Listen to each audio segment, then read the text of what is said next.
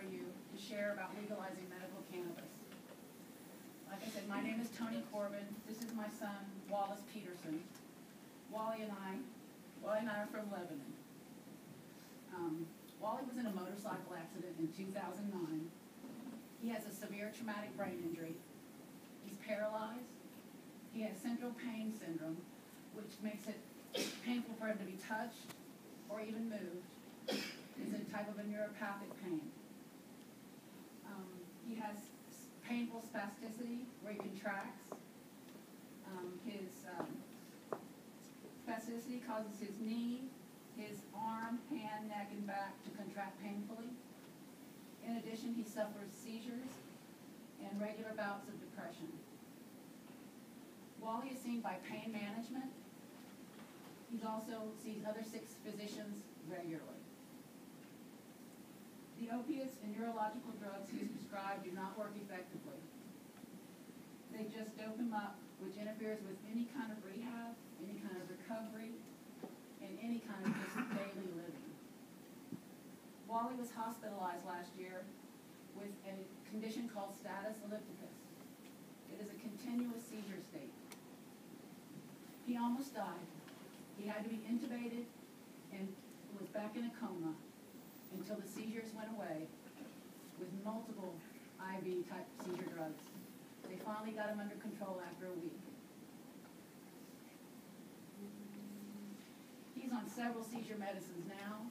He still had one receipt. There have been numerous studies for many conditions treated with medical cannabis. Its uses for pain have been extensively studied, and the history of cannabis use as an analgesic spanned thousands of years. The Center for Medical Cannabis Research at the University of California, San Diego was established by the California State Legislature in 2005 to study medical cannabis. The CMCR conducted 5 pain studies. Most of their studies were directed toward pain.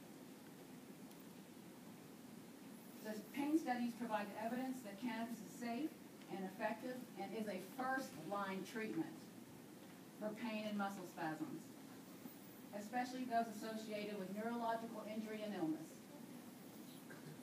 Many other studies have come to the same conclusion that medical marijuana can help Wally's pain, spasticity, seizures, and anxiety. We just want the choice to use a natural, safe medicine that can help with his conditions without the dangerous side effects associated with his current medications. These medicines, his opiates, his seizure medicines, his lorazepams, they're taking a toll on his body. They're shortening his lifespan. Wally's been hospitalized twice because his pharmaceutical meds have caused dangerous gases to build up in the bloodstream. Even under the hospital staff's care, Wally became so over-medicated that he crashed in the hospital. If health professionals have such a hard time administering these dangerous medicines, you can imagine how hard it is for his health care and home caregivers. We walk a fine line keeping him alive and some of the pain and the seizures at bay. Medical cannabis and seizure control is all over the news lately. You'll be hearing about it more today, especially with the news stories about the children who are benefiting from the cannabis-based medicine. We want Wally to be able to use this cannabis tincture for his seizures too. Medical marijuana has never killed anyone.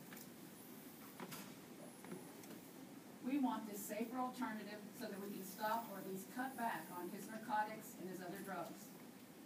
The VA is even allowing its veterans to use it in the state where it's legal. It is good for PTSD, pain, and so many things. Wally wants me to tell you 2 things. He just wants to feel human again.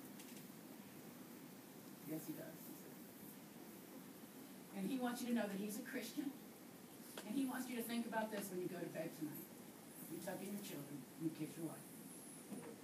If God made this cannabis plant, and God made us with the cannabis receptors in our body naturally, then maybe God has a plan. Who are we to question and interfere with God's plan? Thank you for allowing me to speak on Wally's behalf. Please vote with your heart and your conscience. Allow my son safe access to medical cannabis. We do not want to leave Tennessee. We are Tennesseans. Thank you, Tony.